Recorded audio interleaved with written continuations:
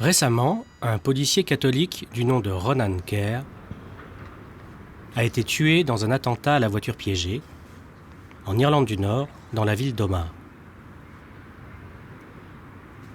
Pourquoi cet attentat? Et d'où vient cette violence? Pour le comprendre, il faut faire un peu d'histoire. Autrefois, l'Irlande était peuplée de catholiques. Les Anglais ont envahi l'île et de nombreux affrontements en ont résulté, jusqu'à ce qu'une guerre civile éclate. Celle-ci a permis au pays d'obtenir son indépendance en 1921. Exception faite toutefois des 6 comtés d'Irlande du Nord qui sont restés protestants. Et le conflit avec les catholiques subsiste aujourd'hui. Il y a eu des morts, des attentats. Ces attentats étaient le résultat de la lutte armée entre l'IRA, Irish Republican Army, troupe armée catholique, et l'UVF, Ulster Volunteer Force, milice protestante. Cette guerre a duré 30 ans, jusqu'à ce qu'un accord de paix soit signé en 1998. Mais ce conflit est-il réellement terminé? On le sent encore présent de manière sous-jacente. Quant aux sourds, comment vivent-ils tout ça?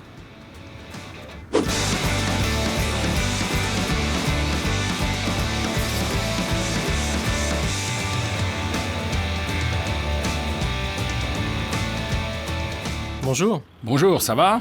Bien. Bienvenue. Bienvenue à Derry, dont voici le signe. Quelle est l'origine de ces affrontements entre protestants et catholiques? Pourquoi tout ça? Les catholiques voulaient être les égaux des protestants. Ils voulaient des maisons, du travail. Ils étaient discriminés. Ils voulaient le droit de vote. Les catholiques voulaient avoir les mêmes choses que les protestants. Les protestants obtenaient toujours le meilleur. Nous, les catholiques, on voulait avoir le droit de vote, des maisons, du travail. Et c'est pour ça qu'on a manifesté, c'est pour ça qu'on s'est battu.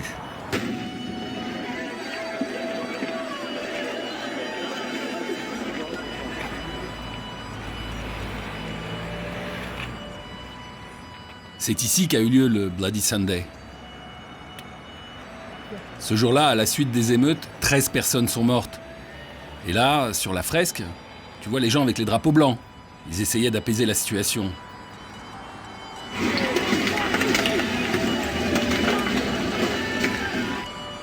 Et donc, à l'époque, tu as participé à cette manifestation. La manifestation, elle est partie de là-haut. Les gens défilaient. Et c'est là qu'ils ont été stoppés par les policiers britanniques.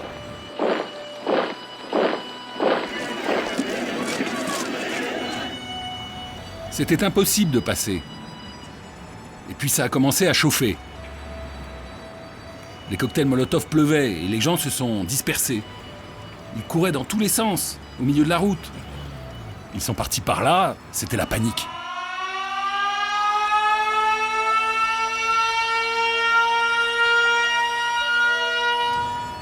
Et des coups de feu sont partis du haut de ce mur. On ne savait pas qui tirait, c'était l'affolement général, la panique. Et des gens sont tombés.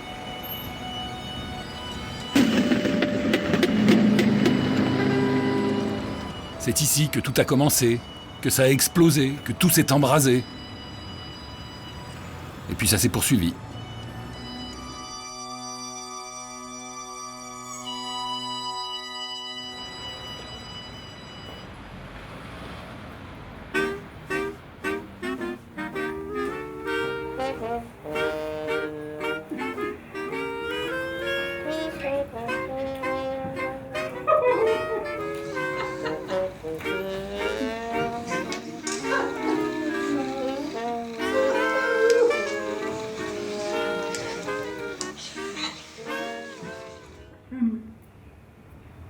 Les mères ont longtemps pleuré et cherché leur fils.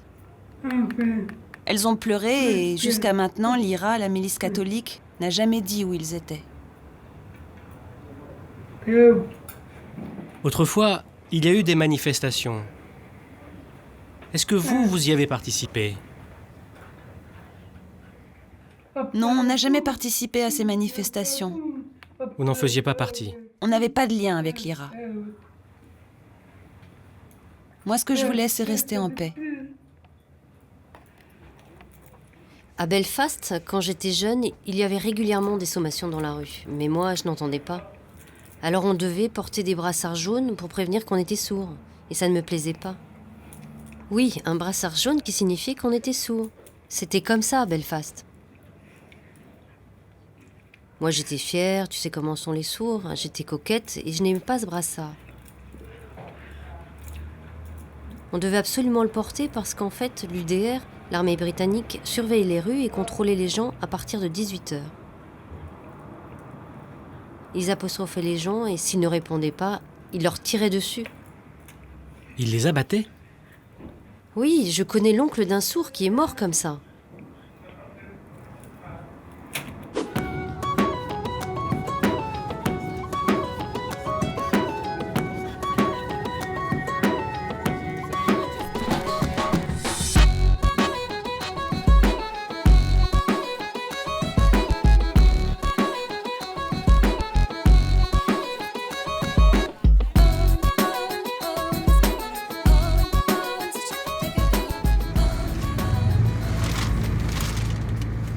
De jeunes catholiques du nord de Belfast ont déclaré qu'ils détestaient la police. Et que la mort de ce policier, ils n'en avaient rien à faire. Pourquoi? Parce que la police est traditionnellement protestante. Même si aujourd'hui les choses évoluent et que des catholiques rejoignent les rangs de la police. Ça montre bien que le conflit est toujours d'actualité. Et c'est pour ça que je suis aujourd'hui à Belfast. Pour enquêter et en savoir davantage.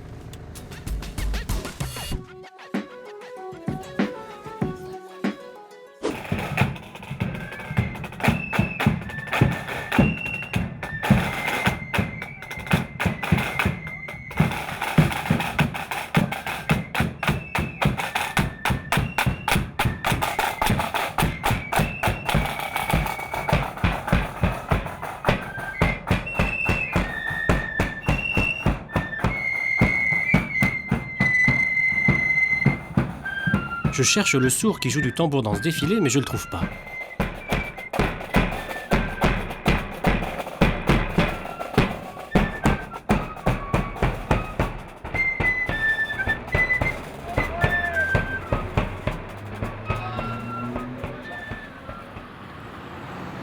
À quoi on a assisté là? À une parade. Une parade? Oui, une parade.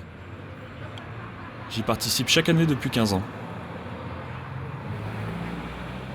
Donc la fanfare à laquelle tu appartiens est protestante ou catholique? Les parades sont en grande majorité protestantes. Il existe bien quelques parades catholiques, mais on joue séparément. Jamais ensemble. Séparés? Oui, c'est pareil. Mais pourquoi? C'est historique.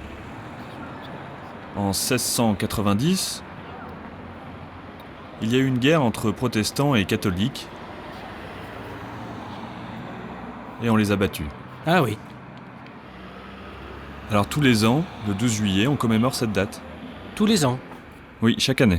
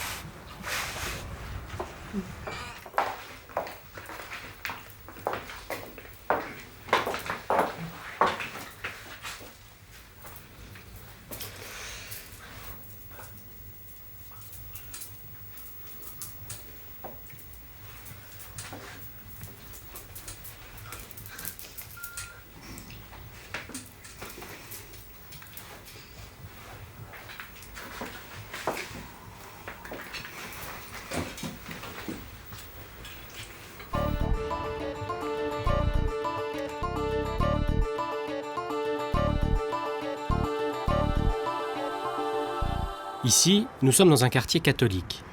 Est-ce qu'il t'arrive d'aller de l'autre côté, chez les protestants? Tu peux y aller? Ou est-ce que ça t'effraie? Je n'ai pas grandi avec cette habitude-là. On m'a toujours dit qu'il ne fallait pas aller chez les protestants. On me l'a répété tout au long de mon enfance. Est-ce que toi, tu as déjà assisté à des assassinats? Tu as vu du sang couler? Je me souviens, quand j'étais petit, des explosions, des bombes, des affrontements. Le 12 juillet, par exemple, c'est la fête chez les protestants. Et je me souviens d'avoir eu peur à ce moment-là parce que c'était violent. Les gens se bousculaient, mais jamais j'ai vu des gens par terre. Je n'ai jamais vu de sang couler non plus. Par contre, des explosions, des affrontements, oui. Il y en avait un peu, mais maintenant, de moins en moins. On va aller jusqu'à la fresque.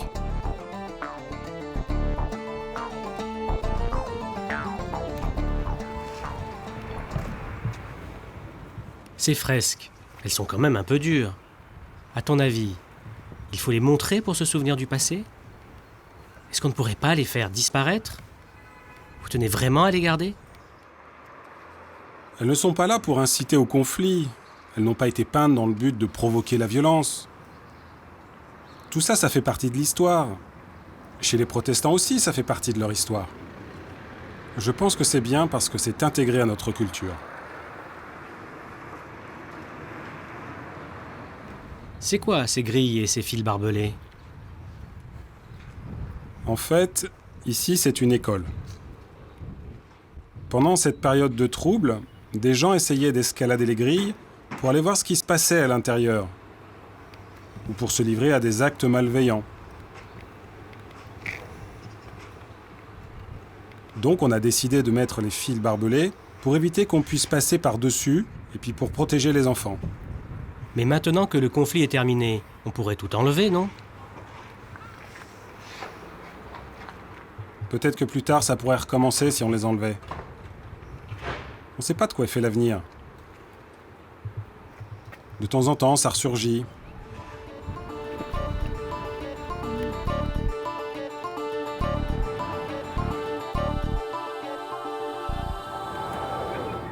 Comment il s'appelle ce mur ? Ça, c'est ce qu'on appelle la ligne de la paix.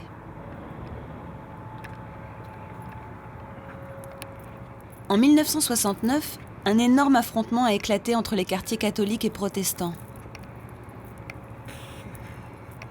L'armée anglaise est intervenue pour essayer de stopper ce conflit, et ce mur a alors été érigé pour une durée de 6 mois seulement.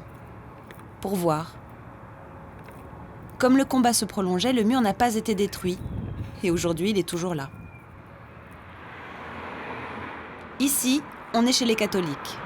Chez les catholiques, ok. Et là-bas, c'est protestant. Un mur sépare les deux communautés.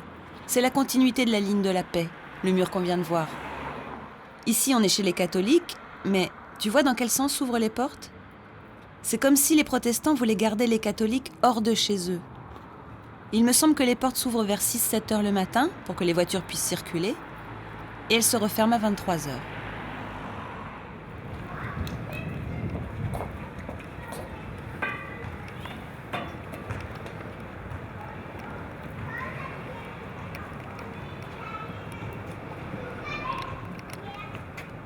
Tous sont des volontaires de l'IRA morts pour la cause. C'est un mémorial. Tu en trouveras quelques-uns de ce côté-ci de Belfast. Merci. Ça, c'est le parti protestant.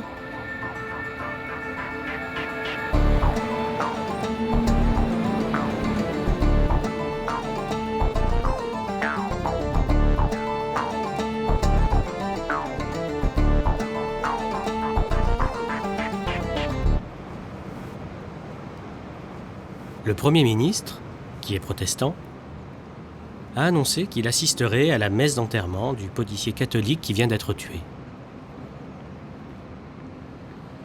C'est un symbole assez fort de réunification entre les deux communautés.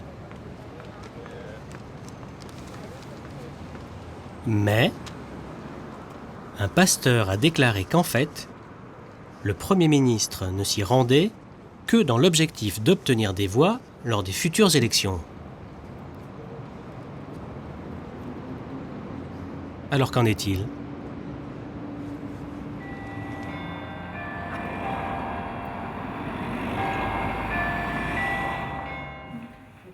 Que vous soyez protestant ou catholique, vous partagez la même foi, la même croyance en Dieu. Mais est-ce que parmi vous, certains ne croient en rien ? Et sont-ils nombreux ? Ici, la religion tient une place très importante. Qu'on soit catholique ou protestant, on croit en Dieu. Et les sourds qui n'ont pas la foi sont vraiment rares. Good morning. Okay. The song is about God's love for us.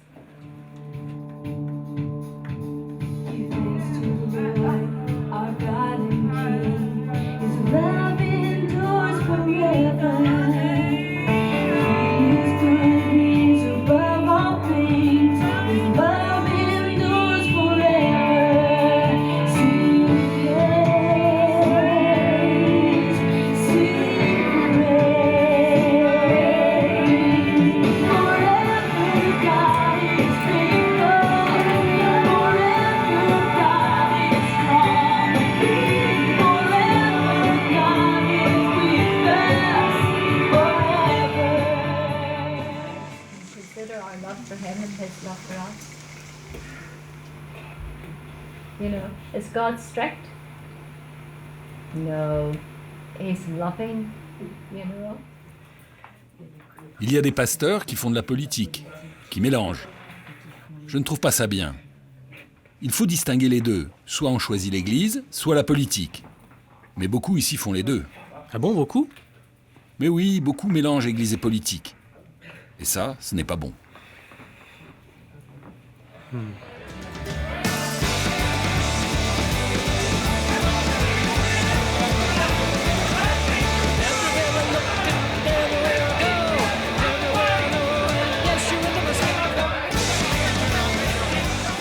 Waouh, qu'est-ce qu'il y a comme monde ? Je vais me faufiler, je vais essayer de les retrouver.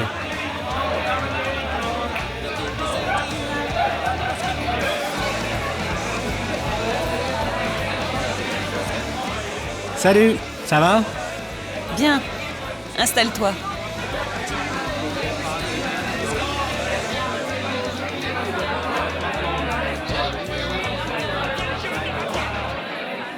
En me promenant dans les rues, j'ai aperçu sur les poteaux des affiches électorales. Vous allez bientôt voter. Est-ce que ça vous intéresse ? Je me souviens que la première fois que j'ai entendu parler des élections, j'avais 18 ans, et j'ai demandé à mes parents ce que c'était. Ils m'ont expliqué qu'il s'agissait du programme politique protestant. Alors j'ai dit, mais où est celui des catholiques ? Et ils m'ont dit que ça ne nous concerne pas. Il y avait 3 noms sur la liste, et j'ai demandé si l'un d'eux était pour la paix. Pas un.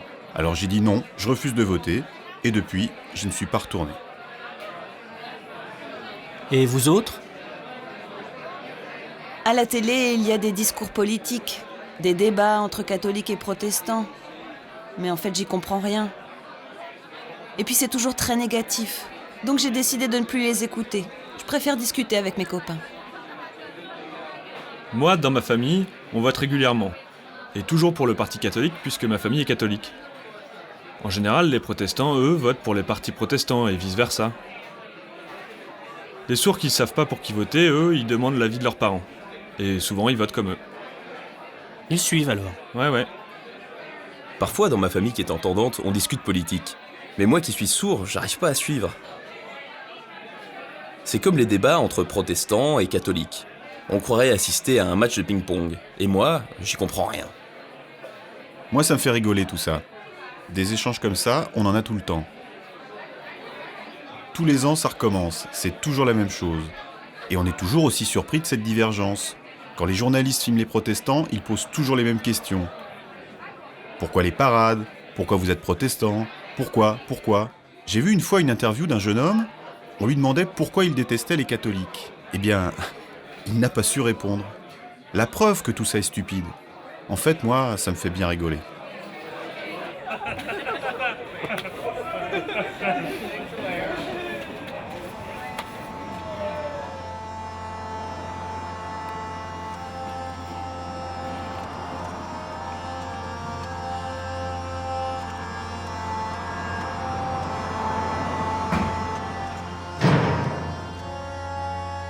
Je trouve ça très émouvant, ces portes qui se ferment.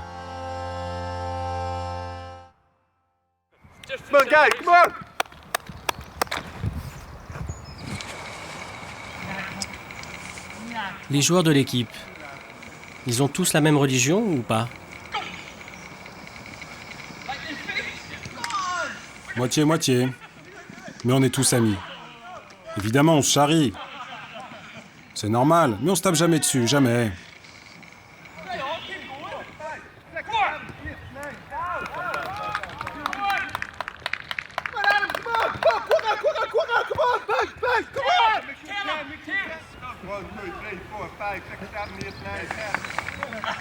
C'est quoi le plus important, le foot avec les sourds ou la religion? Jouer dans une équipe de foot, jouer avec des sourds d'abord. Le foot d'abord. Ici, la religion n'a pas d'importance. On la pratique sur notre temps libre, à l'extérieur. On respecte ça, mais ici on joue au foot. Très bien. But at the same time, us swimming together as a team is very, very important as well. The time of the year, we're thinking about winning cups. As far as we're concerned, winning cups, only thing that matters. Nothing else is important. Okay? Vous êtes une équipe de sourds des deux religions. Lorsque des spectateurs entendants viennent assister à vos matchs, comment ils vous accueillent? Pendant les matchs, des insultes fusent dans le public. Mais comme on est sourd, on ne s'en rend pas compte. Il y a un entendant qui joue avec nous. Il nous raconte que c'est violent. Mais nous, on s'en moque, on joue tout simplement. Et une fois le match terminé, on serre la main des joueurs de l'autre équipe et on s'en va. Et tout va bien. Et c'est toujours pareil aujourd'hui? Ça va beaucoup mieux. C'est plus calme maintenant.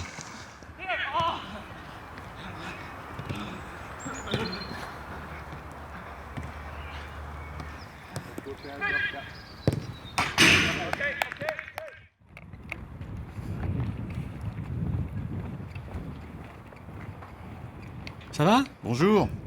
Je suis venu à pied, c'était très agréable. C'est bien. Bienvenue, entre. Alors voici ma maison. Et je te présente ma femme. Bonjour, je suis ravie de te rencontrer.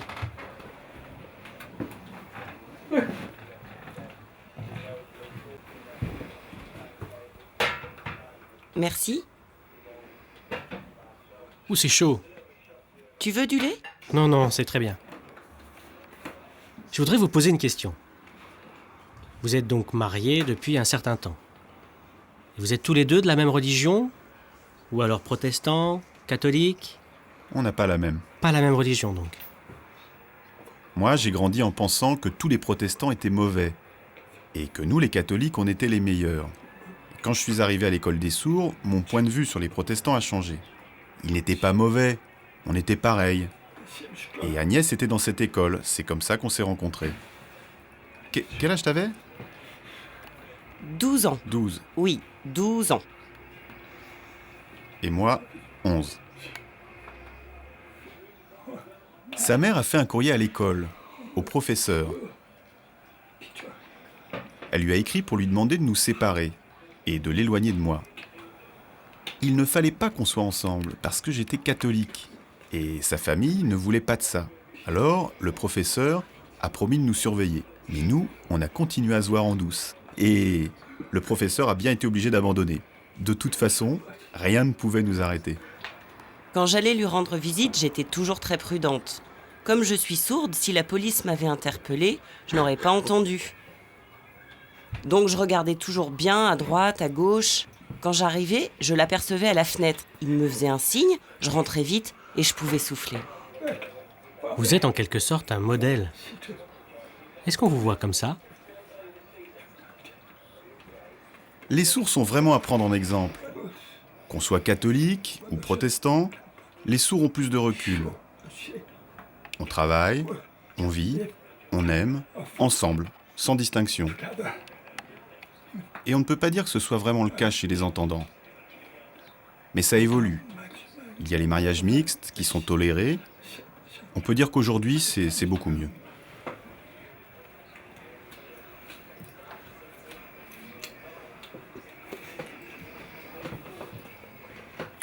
C'était un petit groupuscule. Ils devaient trouver ça ennuyeux, la paix. Alors ils ont voulu remuer la boue et attirer l'attention sur eux. Ils ont donc commis cet attentat. On a arrêté 3 hommes et maintenant c'est réglé. 3? Oui.